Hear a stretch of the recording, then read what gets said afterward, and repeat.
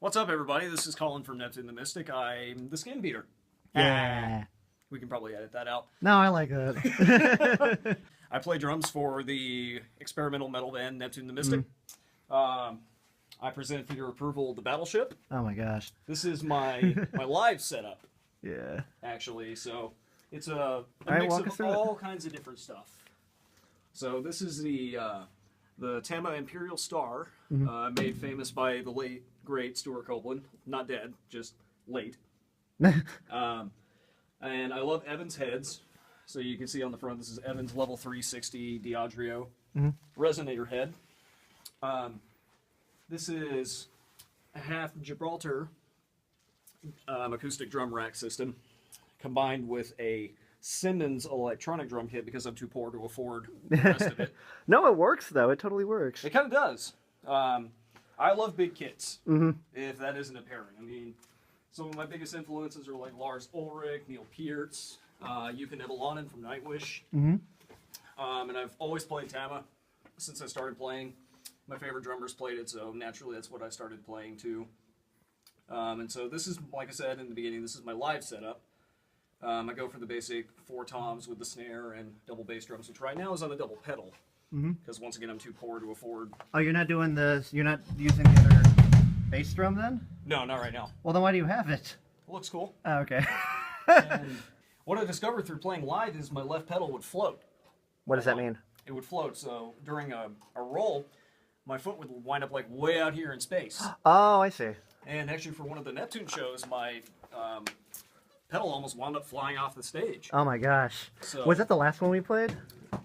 Where you talked about having sweaty feet or something like that? Yeah. Oh my gosh. I'm sorry, I didn't mean to. No, no, it's okay. So let's see what we got. So down here. even if I don't Yeah, have a it's double beater pedal? on this, it's more for stability. Oh, okay. The weight of the bass drum and the hi-hat will keep the pedal there. Now, Awesome. I am planning on saving up for 2 unique separate pedals to actually make use of both drums.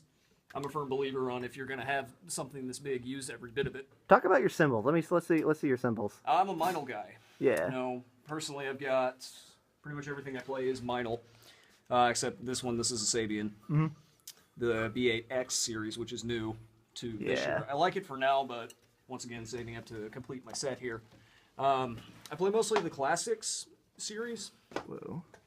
Cymbals, I have 14-inch Classic Custom hi-hats. I like them, they're really bright, really loud. But they give you kind of like a retro feel, 70s or 80s sound. Reminiscent of like Lars Ulrich and John Bonham and people like that. That's awesome. So over here I've got my Classics Custom Dark 16-inch Crash. Very loud, very bright. I love that sound, That's the yeah. mix. This is a 16-inch Classics series, regular Classics China. I like it because you can kind of crash it. You can play it, you can crash it. You can ride it. This is new over here. This is my 16-inch. This one with the holes in it? Yeah, Classics Custom. I remember this. I Trash remember where you got crash. this one. That's so good. Which sounds almost like a China. This is the MCS series, which is entry level, but for now it gets the job done. This is an auxiliary hat. Then over here, I'm actually borrowing this one from. Yeah, I noticed that one's got the tape on it. I guess this is the one from the Sound Shelter. It is. This is. I found out it's the 22-inch Zildjian Avidus Okay, yeah. series ride cymbal, which is meant to sound like a 70s cymbal. Okay. The way, the look and the feel of it. I have one of these at home that I use, but it just makes sense to not bring it if you don't have to. Eventually, I'm going to complete this series out and get a crash ride that'll fit right here. Okay. And then these are the oldest in terms of everything I have right here. This is the MCS, which is Meinl's entry level. Wait, MCS? It says HCS on it. Excuse me, that's HCS. This Okay. is MCS. Oh, okay, yeah, These yeah, that are makes brass sense. and this is bronze. Oh, okay. And or excuse me, yeah. Is there another one underneath it? There is. Okay. This is That's a 10-inch. stack, right? This is a stack.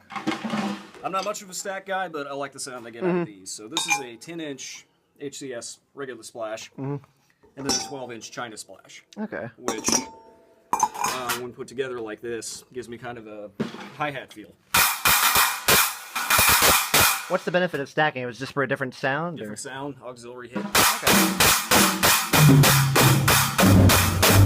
I like that. You hear that a lot in very extreme metal genres, like metalcore almost. Yeah, it's fun. It is a cool sound, yeah.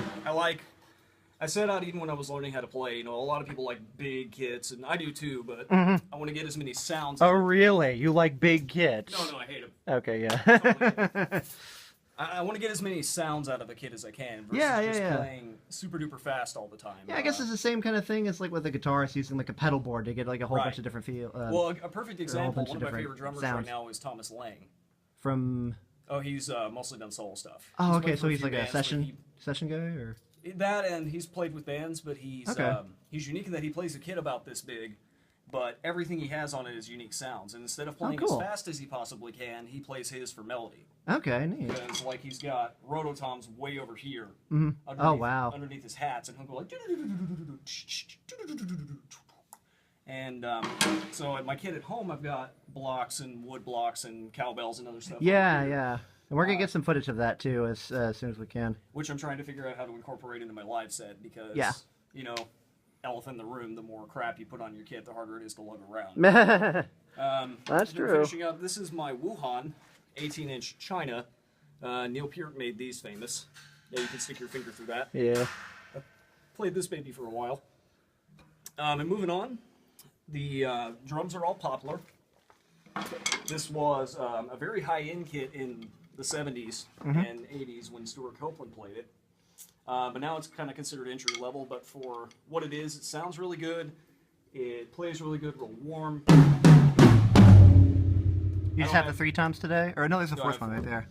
And I don't put a whole lot of muting or dampening or anything in them, just one blanket in the bass drums or a pillow. I like to let my toms just kind of ring free.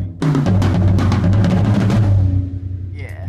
And I can if I want to, but it kind of weakens the attack of the kit. The snare is a maple kit from, it's actually the original snare from my studio kit at home. And this is maple from the Superstar Classic series. Tell us about your other snare, just out of Well, the curiosity. other snare I have at home is it's a Star Classic. Okay. Star Classic BB series, which Yeah. means Birch and Babinga, which is one of Tama's higher end wood series in their drums.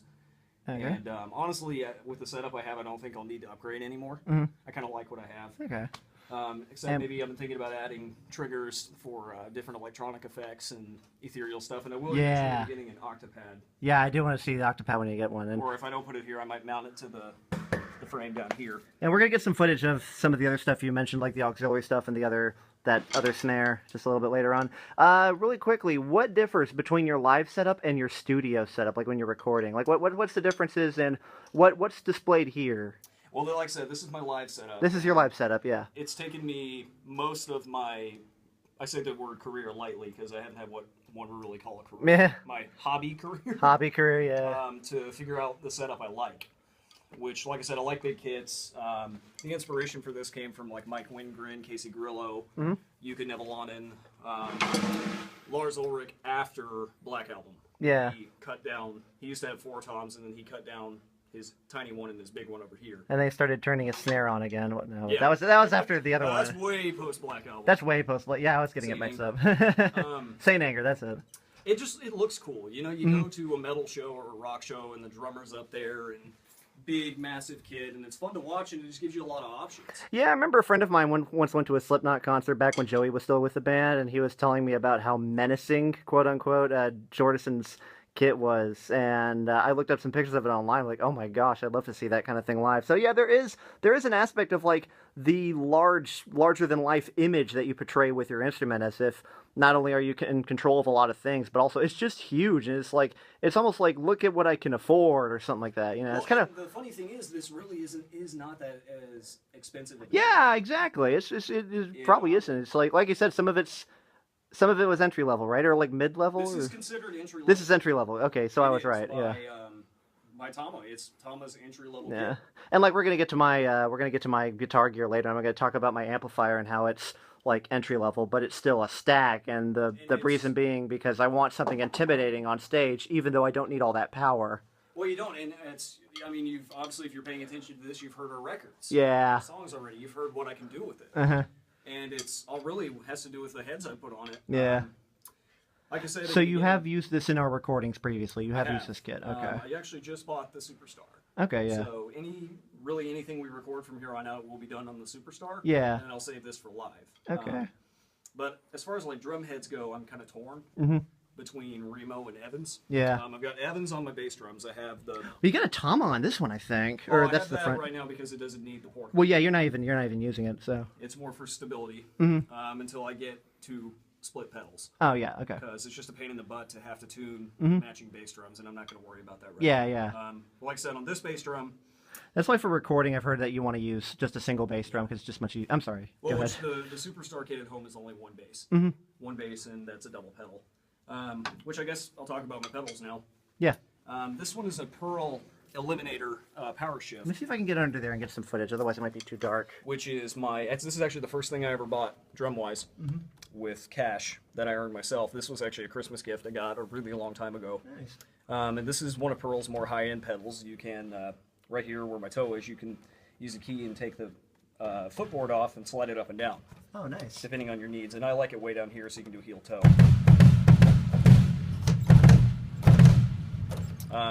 But, I like it. It's a smooth pedal.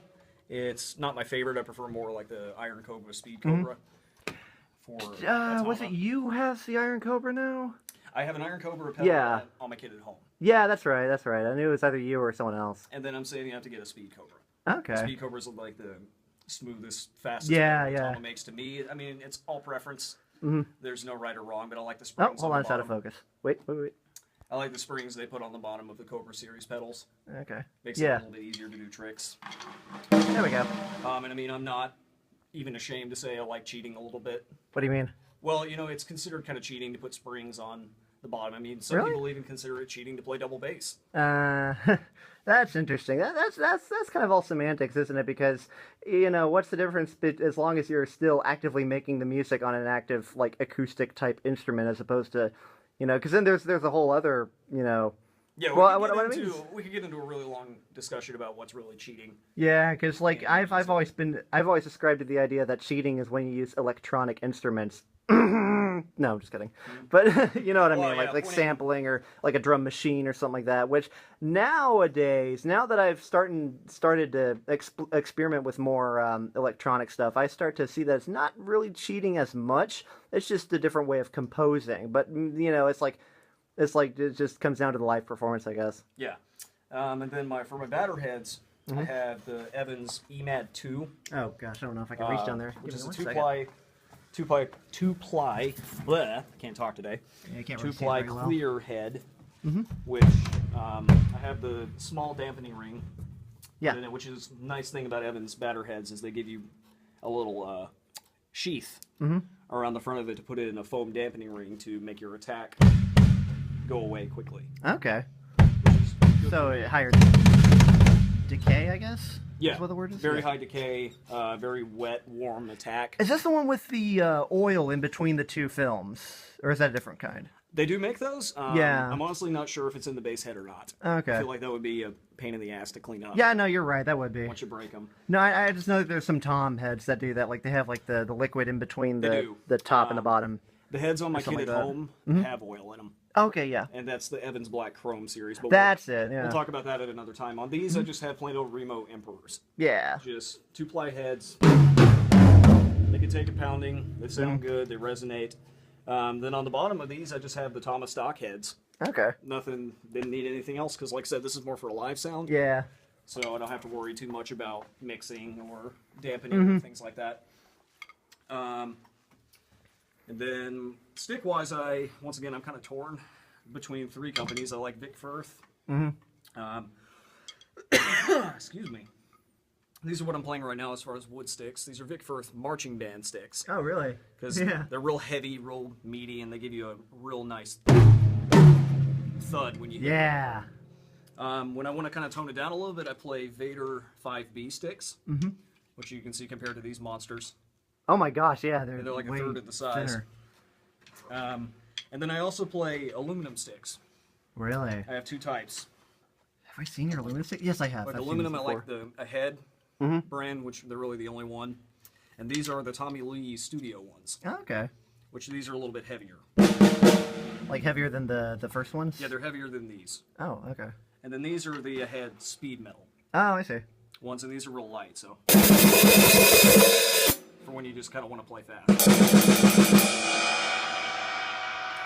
Okay, and then in addition to that, I also have Vic Firth wire brushes. Yeah, have you ever used those for anything Neptune related? Last acoustic show we played, I did. Yeah, you did. I remember now.